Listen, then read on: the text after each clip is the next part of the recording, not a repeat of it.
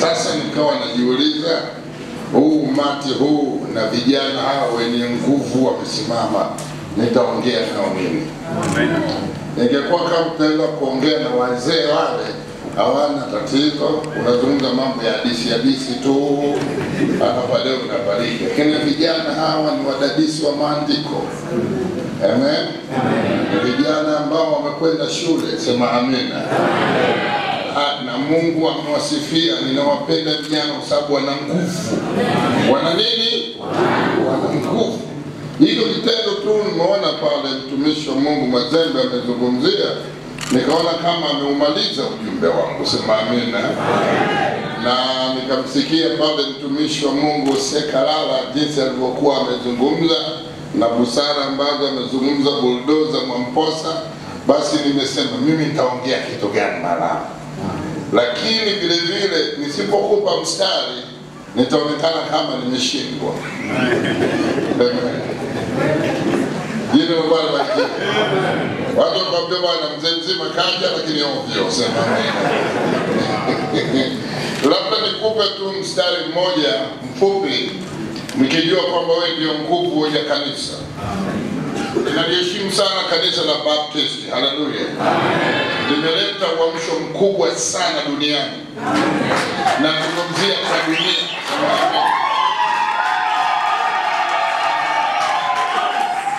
Na waasisi wake wameifanya kazi kubwa sana. Amen. Sasa mimi nategemea kwamba uamsho wa Baptist ambao unavuma nchini Marekani, unavuma katika maeneo yote, lazima utifue katika nchi ya Tanzania.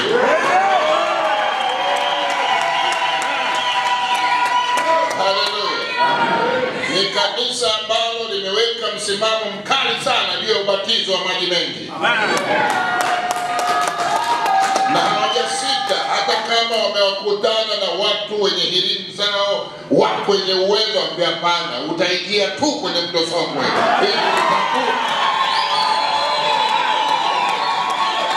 Hakuna cha kusema mimi ni mheshimiwa au nani, utaingia. Kwa maana mto Songwe umewekwa kwa makusudi hayo. Sema amina. Amina. Mungu akawatumie. Sema amina. Hii mito yote ambayo imezunguka hapa, Mungu amewapa nyinyi ili mkawaweke watu na kuwainua. Lakini hamtawaingiza kwenye mto Songwe. Sema amina. Bila nyinyi kuwa na msimamo na kulielewa. Ndio hapo sasa nataka nikupe mstari mmoja mfupi tu katika kitabu cha Luka ile sura ya 4 mstari wa 18. Haleluya. Nitasoma kwa Kinyakyusa alafu nitaendelea kwa Kiswahili. Sema amen. Amen. Luka chapter 4 verse 18. The Spirit of the Lord is upon me, because he has anointed me to bring the good news to the poor. He has sent me to proclaim release to the captive and recovering of the sight of the blind, to set free those who are oppressed, to proclaim the favorable year of the Lord. And he rolled up the scroll and gave it back to the attendant and sat down. And the eyes of all people in the synagogue were directed on him. Haya ni maneno ambayo Yesu Kristo aliongea alipoingia kwenye sinagogi. Nazungumzia neema ambayo Mungu ameweka katika kanisa la Baptist. Usijizuie neema hii. Na wala usije ukalegea, sema ameukaleta mfumo wako usioeleweka.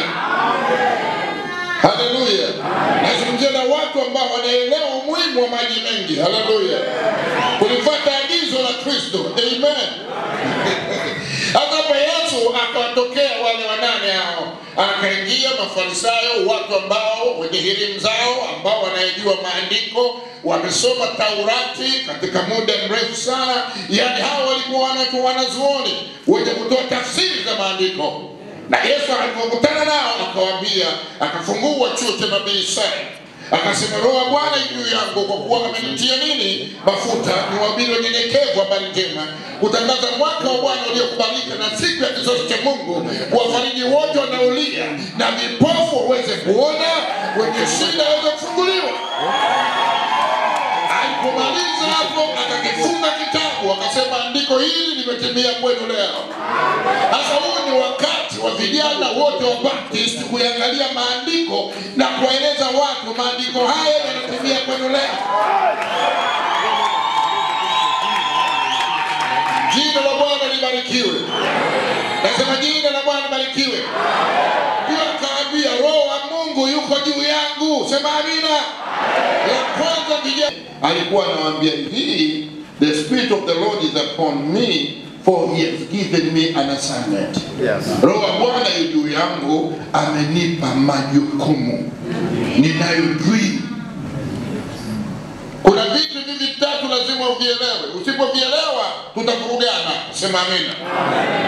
Haleluya. Kuna doctrine ambapo ni mafundisho ya Biblia ambapo Baptist original wanayo. Haleluya. Lakini ukiwa na mafundisho peke yake, haleluya, bila kuwa na vision haiendi. Kuna doctrine ambayo ni mafundisho, alafu kuna vision ambayo ni maono. Sema amina. Lazima uwe na maono. Umezaliwa kufanya nini? Na vijana wetu wengi hawana maono. Yani amekaa tu anakuwa magogo inaelea sehemu. No. Doctrine unayo. Umefundishwa miko yote. Unaelezwa jinsi Mungu anataka kufanya kazi. Hapo mimi sina tatizo. Tatizo ni kwenye maono. Umezaliwa kufanya nini? Ndio maana Yesu akawaambia wale jamani, Roho wa Mungu juu yangu, lakini mimi majukumu yangu ni 1, 2, 3. Wewe majukumu yako ni yapi? Katika maisha ya kawaida na katika ulisaidia kanisa la Baptist. Na unaelewa pasipo maono watu fanya nini? Waangamia. Na Biblia inasema mwapotea kwa sababu hamyajui nini? Maandiko. Sasa lazima uwe na maono. Maono ndio vision. Ukiwa na maono hutasumbuliwa. Hata mtu akikwambia bwana umechelewa kuolewa hivi na hivi, unamuuliza swali, ilikuwa ni olewe lini na nani? Usimwambie kitu kama hivi. Mimi sio embedodo. Sema amina. Nimezaliwa ninayo maono. Uwezo kaniambia tu umechelewa kuolewa, ilikuwa ni olewe lini? Niolewe lini? Usilete ujinga. Mimi ninayo vision. Ninajua hapa nimetoka, ninakwenda kumaliza form 4, ninakwenda kumaliza high school, ninakwenda kuwa daktari. Sema amina. Hakuna mtu atakayekatisha maono nilionayo.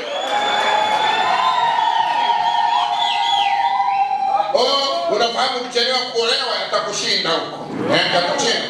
Baada siku hizi tutakosa Mungu. Sisi tunakwenda kwa mpango wa Mungu. Mke mwema, mume mwema anatoka kwa nani? Utachelewa kuzaa. Kuzaa sio issue. Nimeenda shule mimi. Mimi naelewa binti anaweza ana mayai 12 katika mwaka na anaweza kuyatoa mayai kwa miaka ngapi? 30. Ina maana kuanzia kwa miaka 15 mpaka 45. Sema amina. Naweza nikazaa miaka 15, nikazaa miaka 20 na nikazaa miaka 30. Unachoniharakisha ni nini? Nina maono mimi.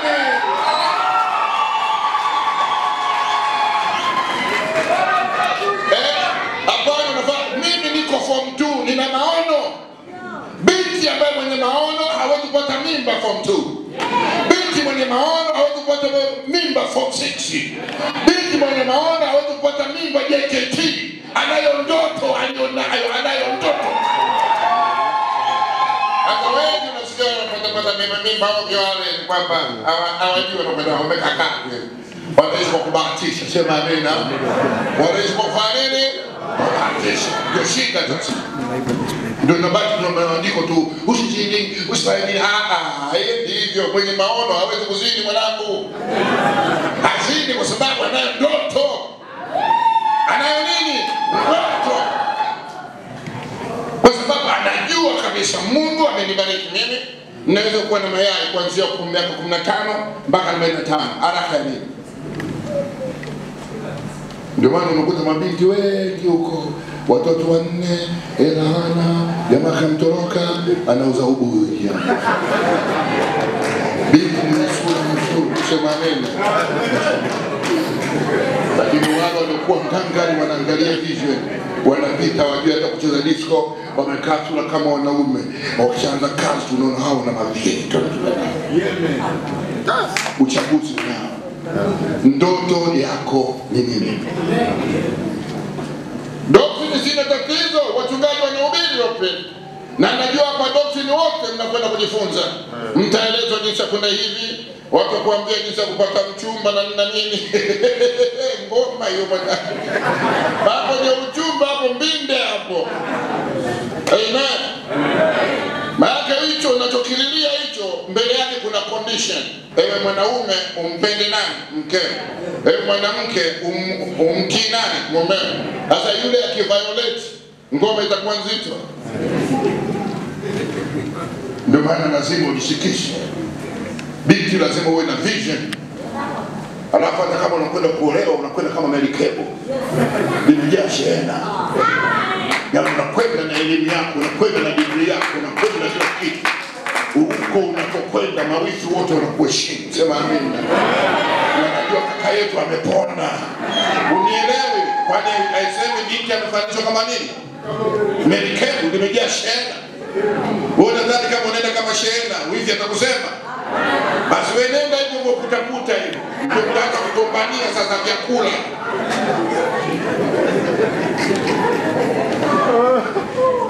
Ni maombi ya mnajua mabinti mkawe kama Melikebu. Mimi sina wasiwasi na wewe kuhusu mafundisho. Mafundisho unayo, sema amina. Na doctrine unayo. Usikubali mwili ukuchemshe, sema amina. Usikubali mwili ufanye nini? Ukuchemshe. Sema ninayo ndoto. Hata kama sina ndoto hii na hii, lakini nina ndoto ya kuwalea wazazi wangu. Nina ndoto ya kufika sehemu, sema amina. Kwa maana delay is not a denial. Mimi ninayo ndoto. Sasa lazima uwe na vision. Hapa nazungumzia vision, sema amina. Sijazungumzia revelation. Revelation ndio yale mafunuo. Unakuwa karibu na Mungu mpaka Mungu anasema na wewe, ambao mambo watu wengine hawayajui, ukiweka wanachanganyikiwa. Ndio hizo wanazotembea nazo kuna mamboza. Zile zinaitwa revelation. Sasa sitaki kuzungumzia revelation kwa sababu nyinyi wote naona mko kati. Nataka nizungumzie juu ya vision. Amen. Mtu yoyote asikuhamishe kwenye maono ulionayo. Lazima uwe na strategic plan. Unajua kama mimi naenda hivi, lakini naomba Mungu anisaidie nikimaliza high school, nataka nikachukue medicine, nikitoka hapo, haleluya, ndio nifanye kazi hivi, alafu nije nifanye nini? Nitafute familia. Kwa nini unakuwa na direction inayofanya nini? Kuongoza. Chochote kinachokuja hapo katikati ni mwila. Lakini kama una vision unakwenda kubahatisha tu. Ndio maana unakuta mabinti wengine wanajiumiza, wanajikuta wamelala na watumishi wa Mungu. Yeye sasa ndio kupokea ubao.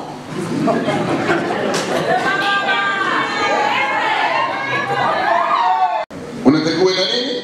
Na kitu.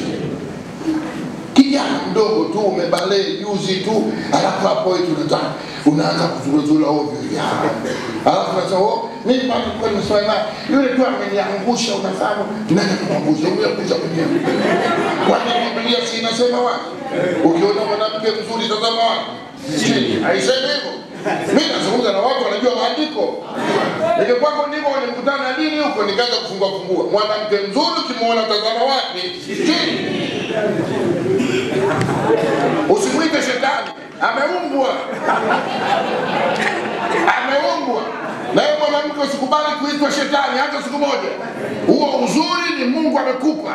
Ndio maana tazama ni mizuri kama nini, miguu inayopeleka habari njema. Ukimwona huyo anautaka mguu wako kupeleka Yesu, wewe huu unapeleka habari nini njema? Habari Yesu. Ukimwona mwanamke mzuri tazama wapi? Chini. Na Mungu alikuwa anajua, sema amina. Huyu jamaa hata kitazama chini itakuwa shida, sema amina. Paulo anasema kwa ajili ya zinaa mwanaume asimsalimie nani? Mwanamke. Sasa hata hivi kama ana perfume nzito itakuwa. Baadhi wengine wanalewa na perfume, sema amina. Unatazama chini unaangalia unaweza kuonyesha anachanganya. Ndio wanasema fanya nini? Ukimbie. Mnaelewa maandiko haya? Wewe kutazama chini umeshindwa. Kukimbia umeshindwa. Unamlambuje binti aliyeumbwa na Mwenyezi Mungu? Walipata Yesu akamuuliza sasa inakuwaje hivi na hivi. Yesu akampeka swali akaambia jicho lako kugusa nini? Ngoa. Yeye mama kutazama chini anajua utakuta unapovungoa kabisa uwezo kusema. Yaani ile kuonyesha seriousness. Sasa ukiona mtu yote ameanguka kwenye makosa hayo ameataka mwenyewe. Wala usimzidie shetani wala binti aliyeumbwa. Bali mwanamke kuwa na nywele ndefu kwa ni fahari. Na miondoko yake ni tofauti. Sema amina. Tofauti. Ukimwona anatembea binti anatembea miondoko yake tofauti. Tofauti na mwanaume. Tofauti. Leo hii kuna wanaume wazuri kabisa lakini wanatamani kubadilisha jinsia. Na hiyo yote kwa sababu hawana nini?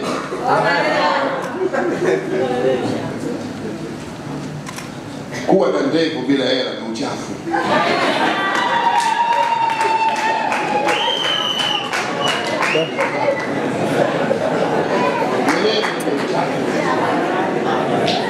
Kuna ndio ufanye kazi. Sema amina. Fanya kazi uingize fedha. Maana fedha ni jawabu la mambo nini? Ni sawasawa na binti kuwa na fedha, kuwa na kucha ndefu kwa ile ya kupewa ni aibu.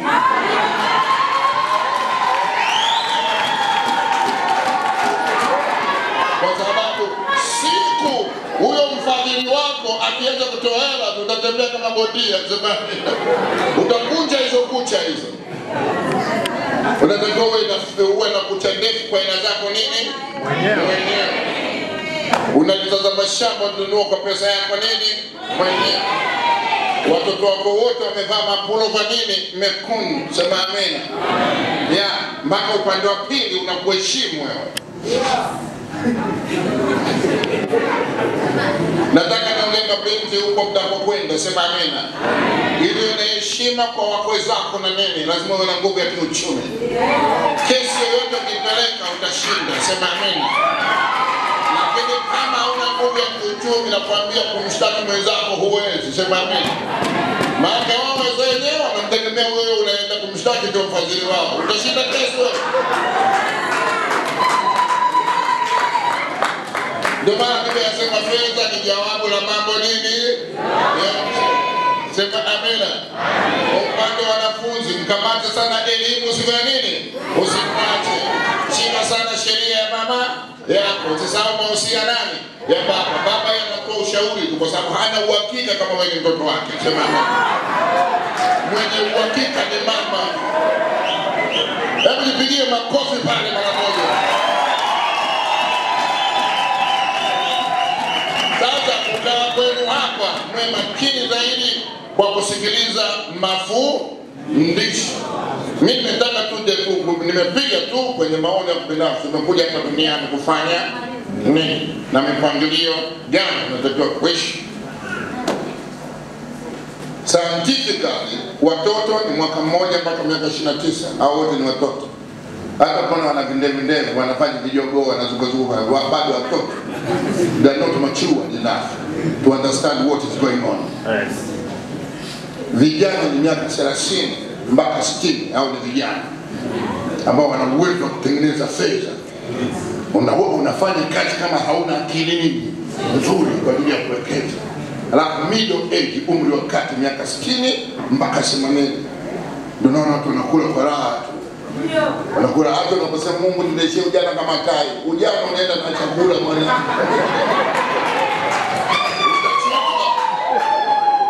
Waangalia wote waliosoma nao huko vijijini wamechoka vibaya na maombi wanayo. Sema amina.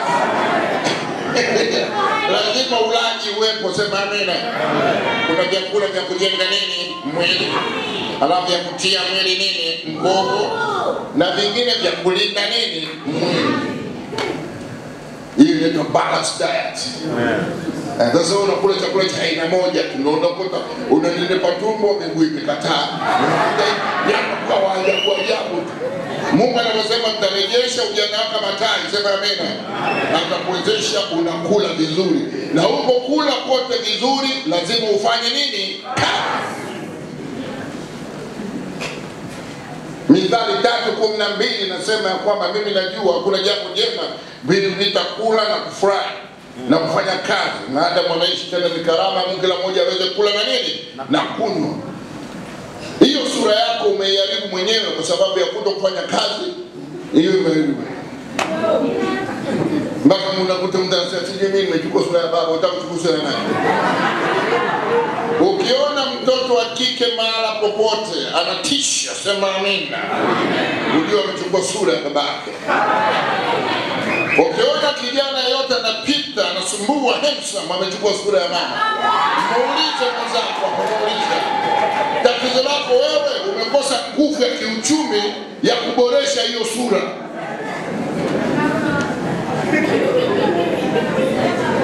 Ziko poda, sema amina. Usijipake chaki, ziko poda. Usijipake mafuta ya samli, kuna mafuta ya ngozi. Kuna sabuni za kuogea, sio sabuni nyingine za makazi hivi. Wewe umejaribu mwenyewe. Alafu unakuwa na hasira tu mpaka baadaye unatoka matumizi ya ajabu. Wewe hujasoma Biblia, moyo furaha uchangamshe nini? Uso. Unakuwa mdogo tu namna hii. Sema amen. Bali ninajaribu kueleza kila mmoja asimamie dream. Simamie dream. Simamie dream. Utafanikiwa sana. Amina. Jina la Bwana libarikiwe. Simamia nini? Dream. Utafanikiwa sana. Mungu atakubariki. Na kuna neema kubwa, naona mabinti mko wengi, Mungu awabariki. Amen. Simamia nini? Dream. Hata kama Mungu amekupa mtu anakujia I love you to the moon na nini, mambo ya kweli kwa mimi ninayo ndoto. Maka vijana nao waoga kweli, wanamsingizia Mungu ili kumbamiza binti. Mungu amesema wewe ni wa kwangu. Ile unamlock asifanye nini? Asitoe decision zake. Unamtambuliza Mungu wa nini? Wewe nenda mwenyewe sema bwana mimi hapa ndio nimekwisha. Alafu uulizwe maswali kama unaweza kumudu. Unatambuliza Mungu mbele. Eti Mungu amenionyesha ili umblock asiende popote. Binti kijana akisema Mungu amenionyesha, mwambie nashukuru. Lazima ajieleze mwenyewe. Sema amina. Bwana mimi nimekuona, nimekumind, miguu yako inanivuruga. Sema amina. Shingo yako inanivuruga, alafu mna discuss. Kama anaweza kuibeba hiyo semi tena. Amen. Usimtangulize Mungu alafu unambana. Kama mtu mwambie Mungu amesema, atasema nyingine tena. Sitakuwa napingana na nani? Na Mungu. Usiwe mwoga, wewe mwambie tu mimi nimekumind, sema amina. Alafu kuna vijana wengine wanalalamika. Vijana wengine wanafanya nini? Vijana wengine wanalalamika. Nimenyang'anywa mchumba na nini? Wote wanaonyang'anywa wachumba hawana hela.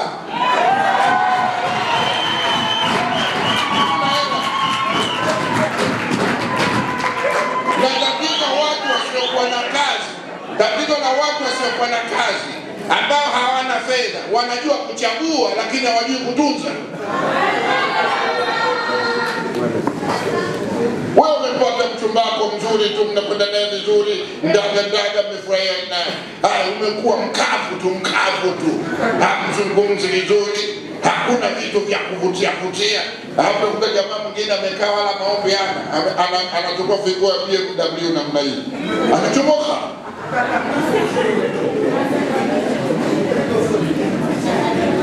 Lazima uwe na mzoga, sema amina. Sema mzoga. Hakuna mwenye ambana hivi. Na wewe binti hata Mungu akupatia mtu anakuambia sijui nini, mmoja Mungu usiende na Mungu, angalia kama kitu kinafanya nini? Unahitaji mtu ambaye ana hofu ya Mungu alafu ana creative mind. Hata kama hana kitu chochote, mtapanda juu. Usimwangalie Marieti amevaa vizuri anachobua. Hiyo suruali kanunuliwa na mjomba. Sema amena. Kanunuliwa na nani? Na mjomba. Nilikuwa nimewagusia pale, labda nikupe msali mmoja nifunge hapo. Sema amena. Nisije nikachelewa kwenye ndege kule.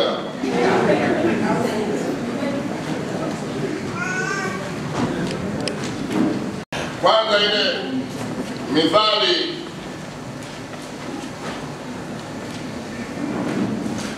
kitabu cha Mithali 24 ile 27, vijana mpo?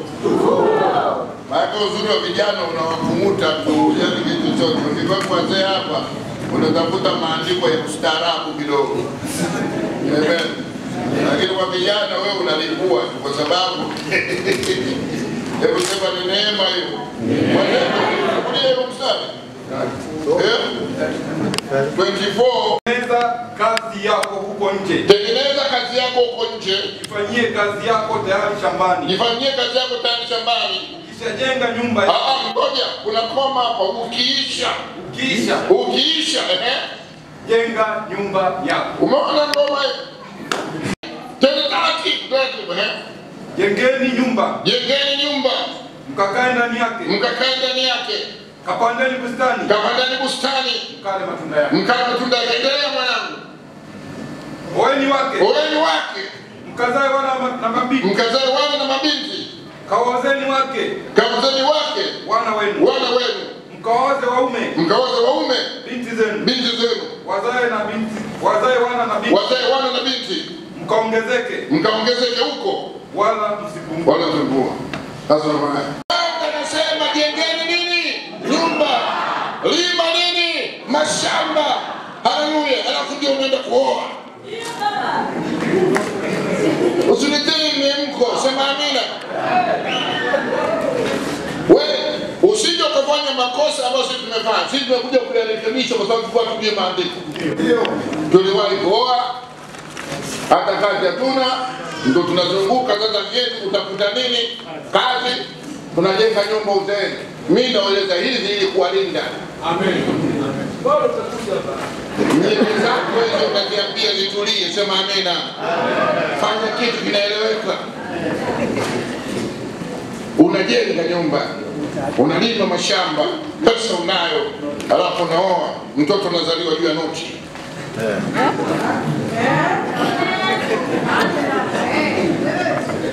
Sasa hilo andiko ulichukue alafu uliweke chumbani kwako kwenye kitanda, usiweke kwa nyuma, weka upande wa miguu. Ili ukilala leo unaliona.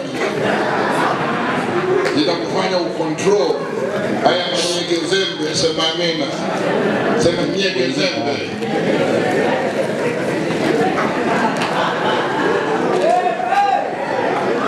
Mimi naomba Mungu awabariki sana. Kumbukumbu la Taurati Bishop ile 28 ile mstari wa kwanza mpaka wa 3 anasema mtabarikiwa wapi? Mjini. Na unabarikiwa wapi? Mashambani. Alafu unabarikiwa uzao nini? Watumwa. Yaani kabla ya kuzaa ngoma lazima itiki mjini. Amen. Ndio maana binti wengi unakuta anazaa ovyo alafu mtoto apeleka kwa mama yake. Mama ameshazeeka, mama amezeeka. Anampa tu hiyo plastiki titi, anabembeleza mtoto. Kwa sababu anashindwa kupata miiko.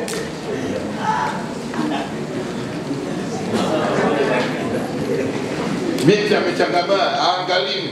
Ugonjwa wewe na wazazi wako sio wewe kupata mchumba. Tena ndo kaambia bana nimepata mchumba anakuja. Hata baba anafurahi. Mnapokwenda kugombana naye ni pale mnapokuja kuuliza anafanya kazi gani. Ndio unatokea ugomvi na binti. Nimekuwa kwenye kuhubiri huu ni mwaka 45, you understand. Ugomvi ni kwamba anakuja kusema baba anakuuliza, ya sasa mwanangu umepata rafiki? Ndio. tulisoma naye huko, tulikuwa naye JKT, hamna namlete. Akaenda kuuliza anafanya kazi nini? Ganga. Ndio hapo nitamuuliza.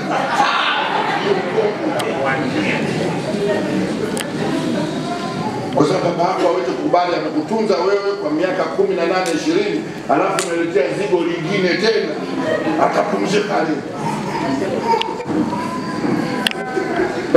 Mimi napenda sana, moyo wangu kabisa umetoka. Kunywa maji urudishe, sema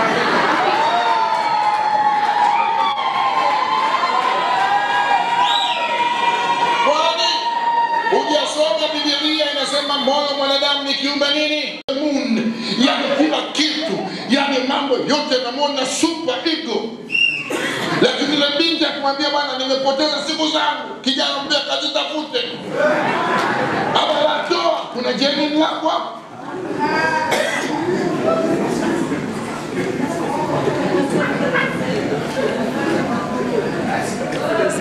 Issue, sema amina. Jambo lolote shirikisha na wazazi wako. Na mtagombana, anafanya kazi gani? Mdendo kamwambia baba, nani mchumba nimempata, nimefanya biashara, yuko hapo Mbalizi, anaenda Japani, anaenda wapi? Baba mwenyewe ataingia kwa kupika chapati. Utaona mama anamsaidia kwa huyu pengine ni daktari, sema amina. Huyu ana nini? Ukieleza vile vitu unaona mzee mwenyewe anasaidia baba. Lakini mwenyewe humjui. Nitamuuliza, sema amina. Na yeye mwenyewe ukimuuliza na kwambia unafahamu vitu vya meme ni vya ndani tu, unafahamu. Mimi niko usalama wa taifa. Usalama wa taifa si polisi na wenye uzunda sana. Weka transparent. Ndio. Ndio maana nasema uwe na vision. Yaani uwe na malengo. Kuchelewa sio nini? Kukataliwa.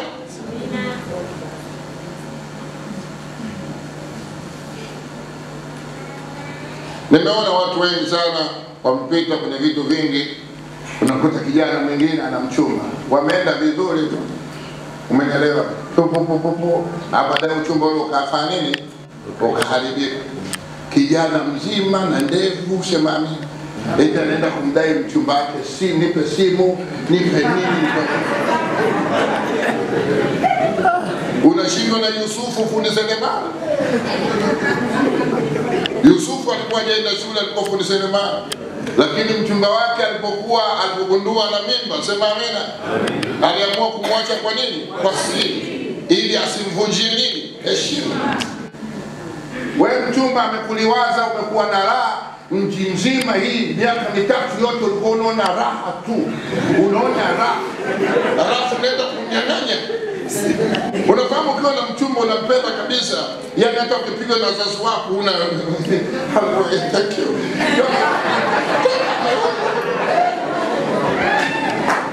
Hata kijana kwa jinsi binti anapotembea tu ilikuwa inamchanganya. Maudhi yote yanaondoka. Hawajafanya jambo lolote kinyume na maandiko, lakini unaona raha kukaa na huyo. Mwenyewe unaamua kutoa simu, mara unampa mavocha nini. Sasa bahati mbaya sasa limeumana kule. Nirudishie simu. Nirudishie hivi. Nawaambia mabinti usirudishe.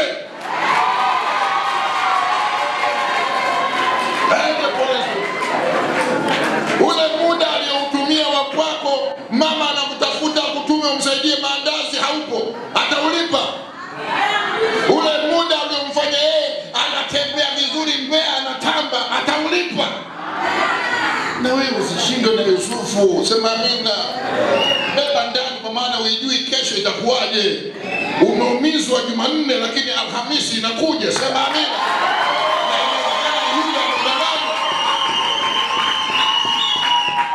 Unaweza kumtawala mchumba tangu uchumba. Eti simu, ulikuwa wapi? Unaenda wapi? Umeoa? Engagement is not a marriage. Anything can happen.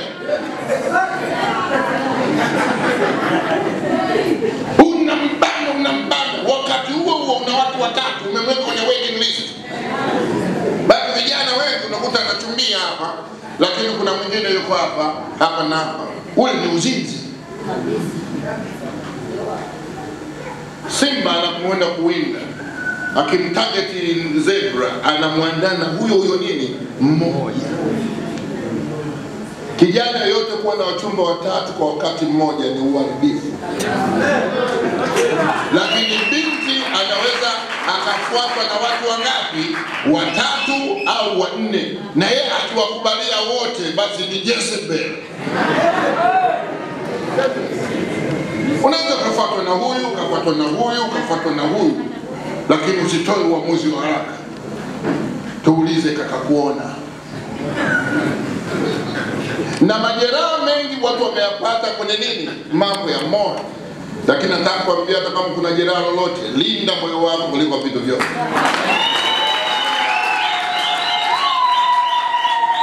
Na binti ikatokea kuna kijana amekusumbua alafu ameghairi, muangalie Mungu. Inawezekana Mungu amekuepusha kwa shari. Binti yoyote mwenye maono atakuwa na msimamo. Kijana yote mwenye maono atakuwa na nini? Na msimamo. Unaposema kwamba ninakupenda sana,